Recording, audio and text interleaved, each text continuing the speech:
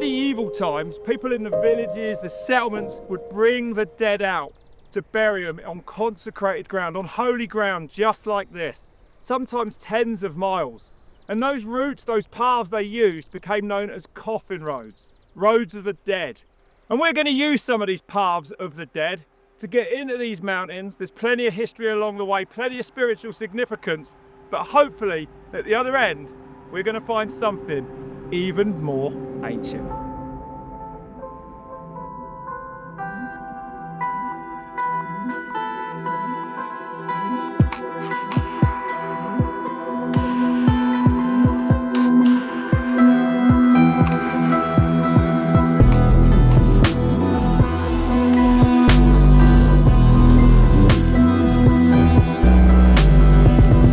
So I'm now in Applecross Bay, one of the most westerly points of Scotland, which has significance for the coffin roads because they usually run east to west to end at the sea, to end at the setting sun.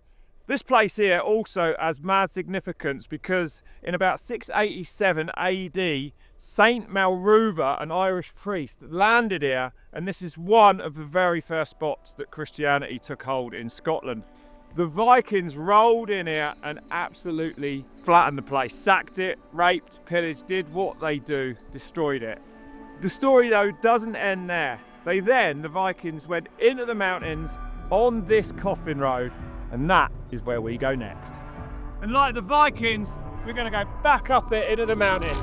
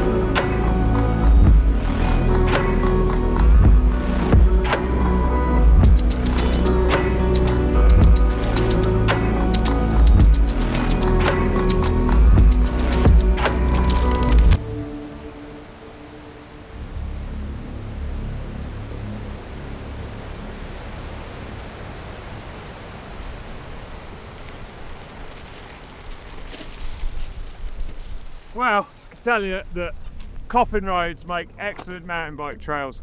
They twist and turn through the mountains, and that's all on purpose because they were designed to stop the spirits being able to find their way back to the villages they've come from.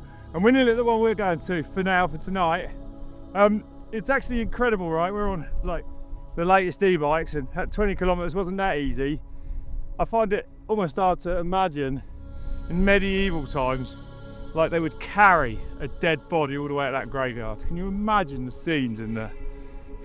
Anyway, it's getting dark. Here we go. I ain't meeting no ghosts tonight. Let's get out of here.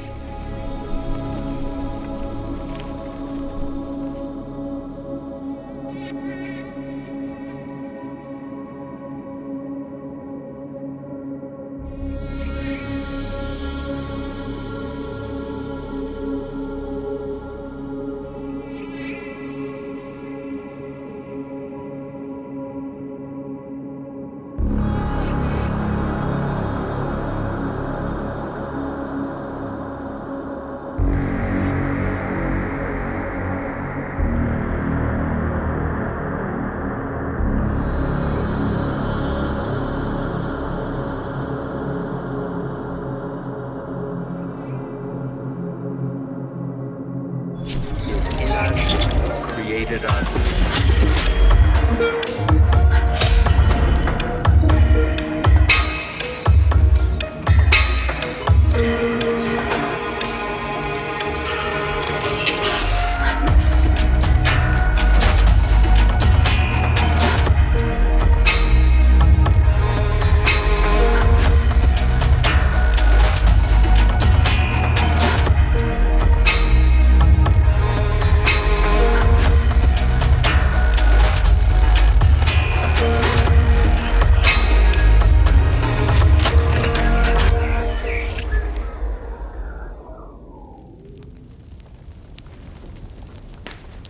So today was a big day on the bikes, and tomorrow we're going to continue following the Vikings. And I've just been told, I don't really know whether to believe it or not, that we're hoping to end up at a Norwegian Viking prince and his Scottish wives' graves.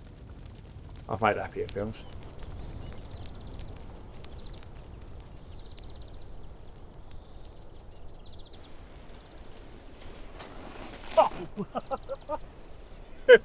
So, if you want to see some Viking graves, that's where we got to go to them islands. We're definitely in the right place. On Safe Factor, they've even put my name on the paddles. We better get geared up, mate. That's a long way, mate, isn't it? And I hate water, but We're going to be good. to see the possibility of seeing a Viking grave is going to even mean that I don't mind. I do mind getting wet, but yeah, let's go.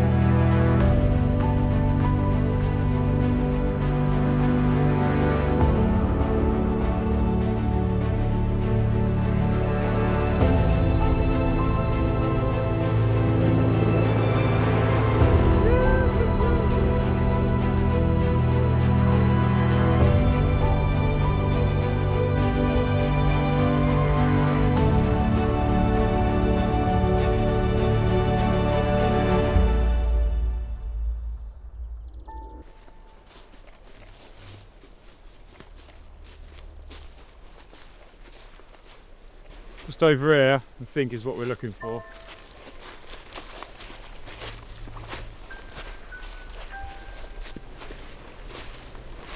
Whoa. Oh my god, what is this? A graveyard? All graves are. Oh my god, there's graves everywhere. Look at them. Like homemade gravestones.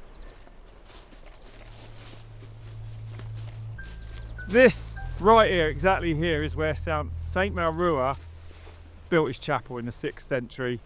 You can see the medieval kind of rocks here, these gravestones. Like, I ain't never been anywhere like this. And over there, with the tombstones laid flat for the Viking graves. And this area was ruled by Prince Olaf. And this could actually be Prince Olaf the Viking from the 9th century AD's grave.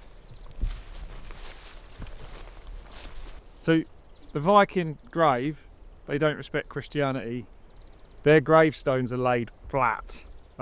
They didn't recognise Christianity. They recognised pagan gods, Thor, Odin. Wow. That is one of the most ancient things I'm ever going to set my eyes on. That under there is potentially a prince, Prince Olaf, the Norwegian ruler here, and his Scottish girlfriend. And the story goes, it's a little bit like Romeo and Juliet.